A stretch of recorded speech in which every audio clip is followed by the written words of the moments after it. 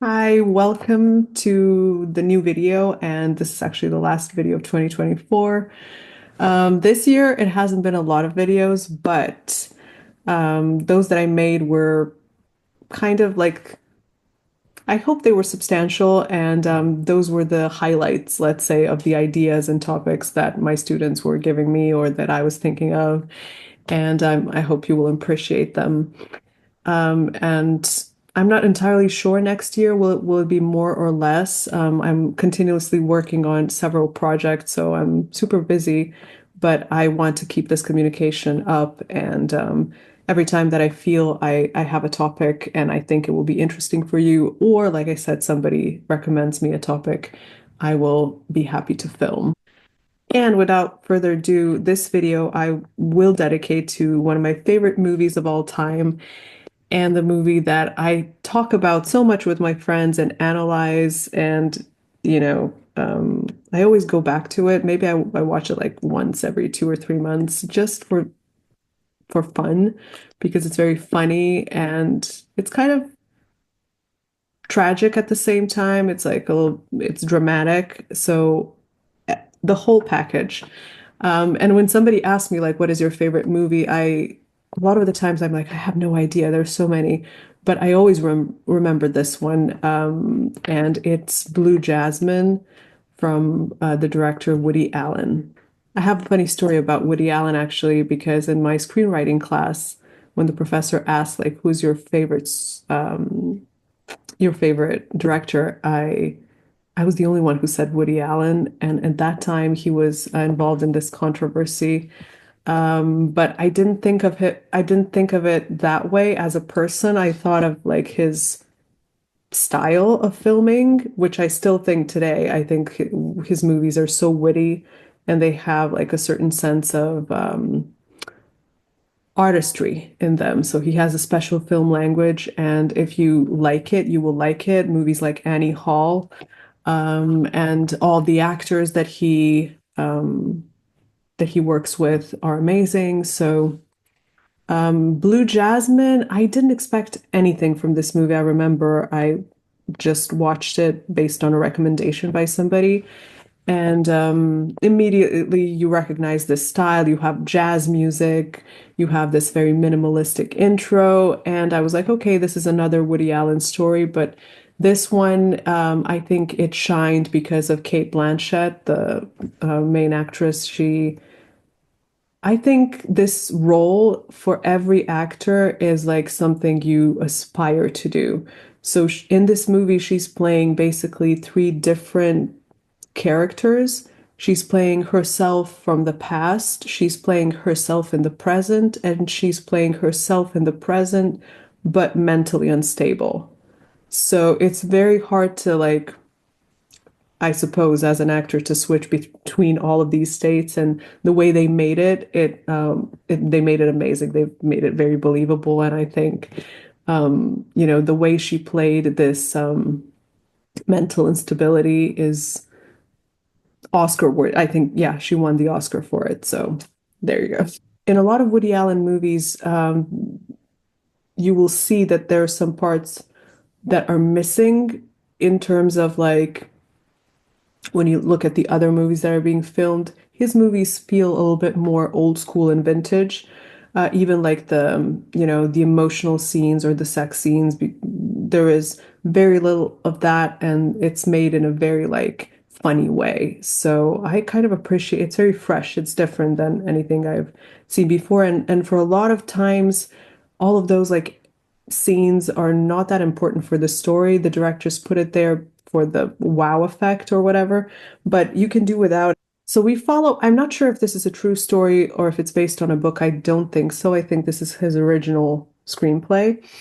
So it's a story about a woman. We follow her from the beginning, and she's traveling from New York to San Francisco to visit her sister. So she has a sister that is actually not her real sisters. So they were both adopted by the same parents. And even in the first like 5 minutes, you can see that something is wrong with her in terms of like this is a very interesting character because it is very close to being crazy, but it's not fully crazy. So that kind of state of mind where you're like crazed, we would say, like you are out of your mind, but at the same time you're able to function in the present.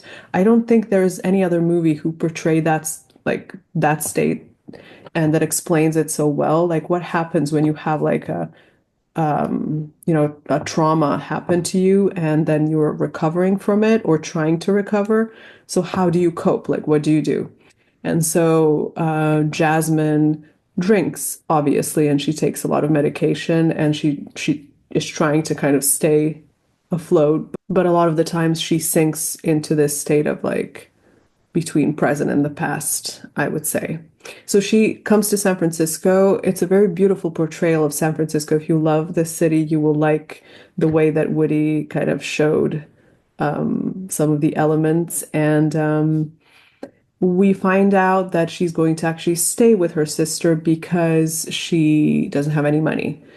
And what happened to her is actually she was married into this rich high society. She married this rich guy who turned out to be. Oh yeah, by the way, I will be giving spoilers. So if you want to watch it first, and then come back because I will be just explaining the whole film. So she marries this guy who is very rich, but he doesn't like to pay taxes, let's say, and that will be what finally gets him in the end. So, and she now, being adopted and then going into this high society and then coming back from this horse, let's say, she needs to adjust to being poor again. Not only is she mentally unstable, she's also trying to restart her life as a poor person, which is not that easy for her. And Sister is an interesting character because she's somebody that is mentally stable, first of all, and that didn't have a lot of aspirations in life. So she lives like this middle class life in San Francisco. She has two boys. She was married, but then she got divorced. So all in all, she's not that grandiose as her sister Jasmine. And so at the time when Jasmine comes to San Francisco, her sister has a new boyfriend who wants to move in. And so Jasmine kind of ruins the plans of the two. But so everything in the movie feels so rushed. All the situations, like you can feel the tension. You can feel how uncomfortable Jasmine is by, going sightseeing around San Francisco or meeting her sister's friends or meeting her sister's boyfriend, looking for a new job. All of that is like after what she lived through and what she's used to, this is really not something she's happy with. And a lot of the times she has like these moments when she goes back to her past and where some sentiments just kind of overflow her and she remembers her friends and how they treated her after she became broke. It really exposes kind of the way this high society is. So they like you until you have money. When you're out of money, nobody likes you anymore. You cannot sell your jewels. And that disappointment at the same time. So all of her friends turn out to be fake. But while she was living that life, it was amazing. And Woody really shows it well with like all of these villas and mansions and traveling and dinner parties and everything extravagant, the gifts that she was receiving. So she was really, really in love with that style of life.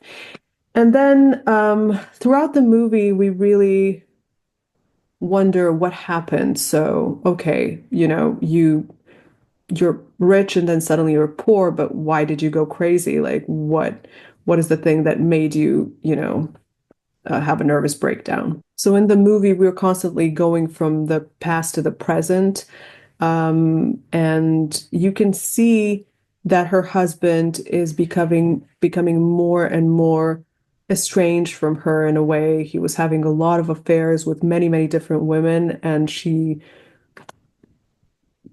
kind of was not sure or was not paying or looking the other way, as they say in the movie. Like she was not really occupied by that at the moment. She was like living her best life. So maybe those rumors are not true. So she thought that, her friends or whatever, sister in the end, who told her as well that they were lying. And that didn't turn out to be true. So her husband was cheating at all fronts, not only in business, but in her private life. So they didn't have kids, but he had a child or a son from his previous marriage, and he was going to Harvard. He had this beautiful future in front of him, and Jasmine loved him in a way, but she was not particularly attached. I don't think like she ever loved anyone. Like her character is very interesting in that sense. I think we're left with wondering if she ever had a capacity to love, or was she only in love with the lifestyle? And there are moments in the movie where she starts talking to herself, or she starts over talking, oversharing with somebody, talking too much, or just zoning out and looking, in one direction.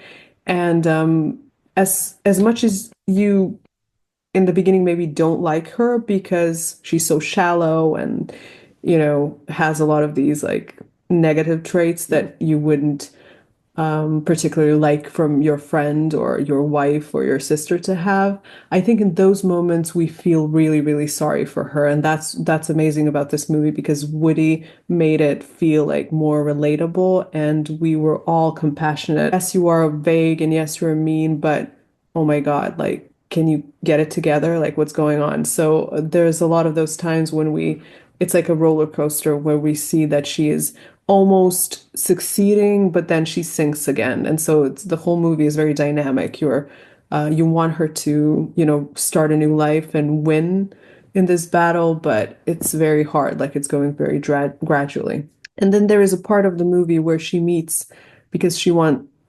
what's next for her. So she doesn't want to work as a cashier. She wants to marry rich again. And so she meets this eligible bachelor in this party in San Francisco, and he is widowed, and he's a politician. He wants to be a senator. And this is so perfect. Like we can feel how excited she is, but not really because she likes him. It's more like that she wants for him to like her. And he does because, again, she's putting this fake personality. She's wearing all the clothes that she has left that is like, high end, so that, he thinks of her that she is like a good opportunity and a good catch in a way. And she lies openly that her husband died from heart attack, that he was a surgeon, and that, that she doesn't have any kids. She doesn't mention any of the things that happened, and we actually don't know what happened at this point. Like we have no idea what happened with her husband, and how did this end play out. And that's so beautiful about this movie, because in the end you have to wait until the end to find out what happened. So at this point in the movie, I think her sister also has an affair with somebody from the higher society, and he turns out to be a liar as well. He's married and he's having an affair with her, and she almost left her poor, really poor boyfriend, that is a little bit violent at the same time, but that she really likes, for this potential new guy, by the influence of Jasmine.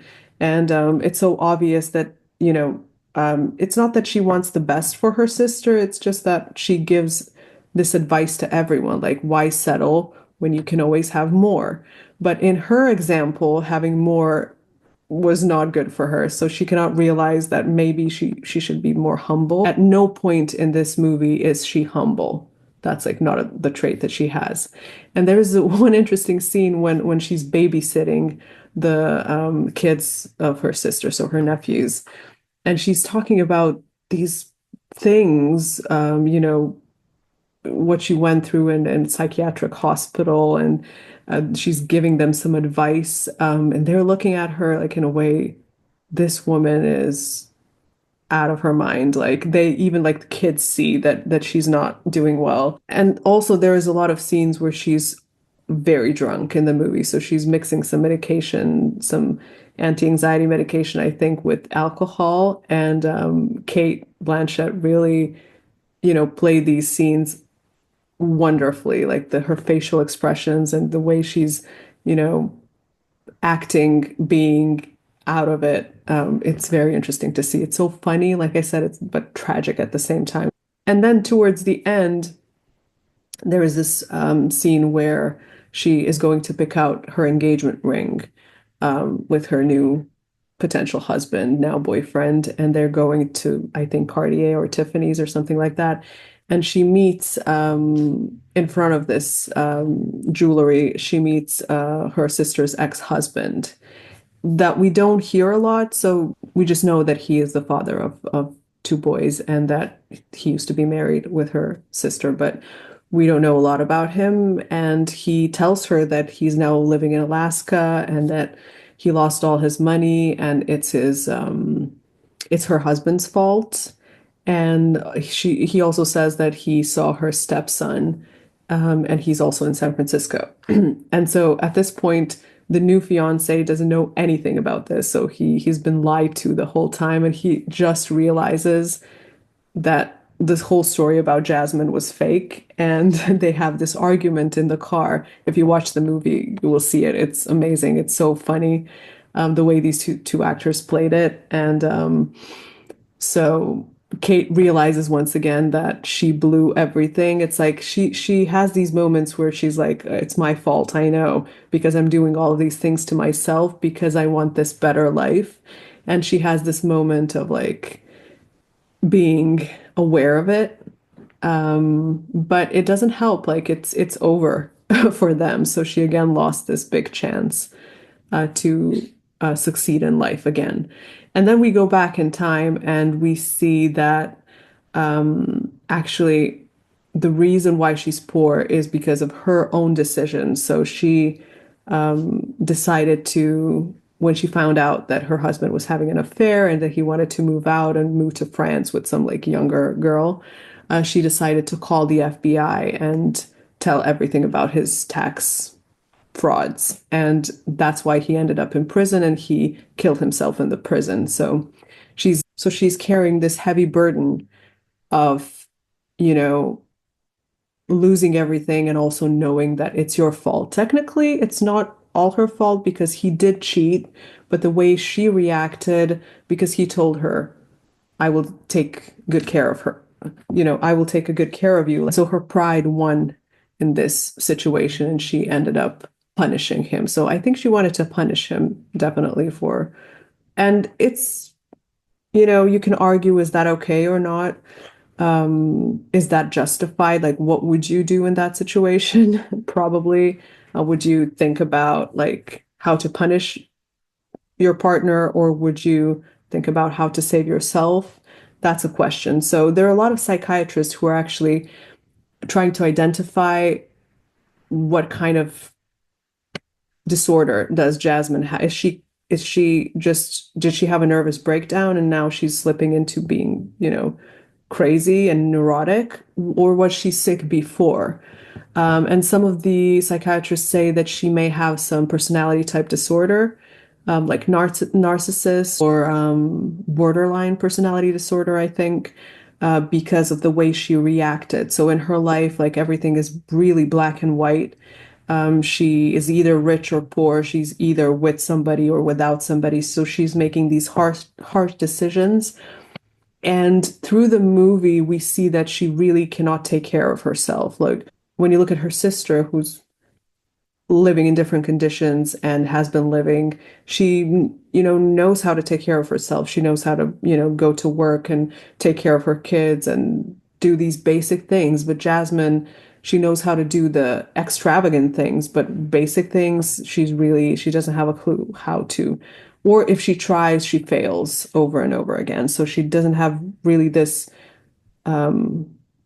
communication with people. And at the same time, in the beginning of the movie, we see that she had it. So she's like, she cannot take it anymore. And my cat joined. She wants to go out. And so she's really on the edge. There is a movie by Almodovar, I think. a woman on the edge of a nervous breakdown. I think that's how I would describe Jasmine. So she's constantly through the movie on the edge of like going where she was heading. So all through the movie, at least I was really rooting for her and thinking that she will get her things together. But the last thing that happens is that she visits her stepson, and that he tells her that he doesn't want anything to do with her because he barely survived that one time where he found out that she was the one who destroyed their whole life. And so the government took everything and he suddenly became poor. He had to, leave Harvard. He was disappointed at his father, but also at Jasmine because, she made everything public. So she called the FBI. So he really explicitly tells her, like, I don't want anything to do with you. From the place where the stepson works, that's like a music store. She goes to her sister's house where the fiance now, or her boyfriend, moved in, and because Jasmine was supposed to move out and live with her now new husband, but that's not going to happen. But she's not going to say that to her sister, so she will lie once again and say that she's going to move out with her fiance and move to Vienna or whatever. And we see her sweaty and she's going to take a shower, and she goes out of the shower with wet hair and in her Chanel's. And she goes out and sits on a bench and starts talking to herself. So that's the end of the movie. And I remember when I watched it with some of my friends, the reaction in the end was like unanimous. Like everybody was like, "Oh no!" So she lost it. So that kind of really shows how her character, even though it is so unrelatable, Woody made it relatable. And also, it's a very good movie. I mean, me personally, as somebody who had anxiety, I love all the movies that deal with like some type of mental problem.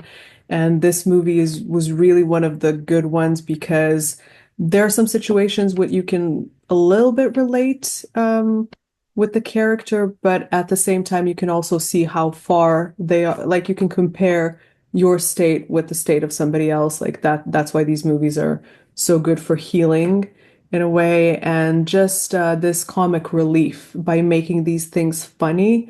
It gives you some type of comfort, and that's why like a lot of people go back to it, and that's why they love the character of Jasmine, because a lot of these things are taken very seriously, and obviously they are, but it's very refreshing to see it from a perspective of somebody who is making it a little bit more comical. Thing that I also like is the music in the movie. So it's a typical Woody jazz orchestra, but the it's the music is very atmospherical, I think, and it's following the moods and the mental states very well.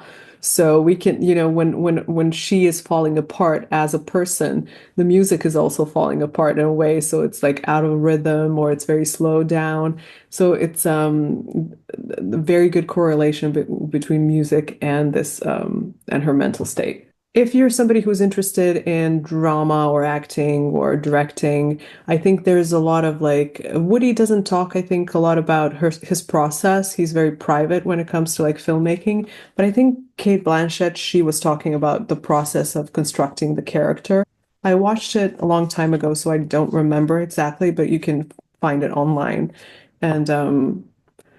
And see what she has to say about that. I think it's one of her favorite roles, definitely, because she won an Oscar for it. So she talks about Blue Jasmine a lot. Once again, I want to wish you happy holidays. See you in January. Keep pushing forward, keep studying English, keep applying for those jobs and those master programs and PhD programs, and keep dreaming your dreams and working on it. Big hug for you all, and see you in the next one. Bye.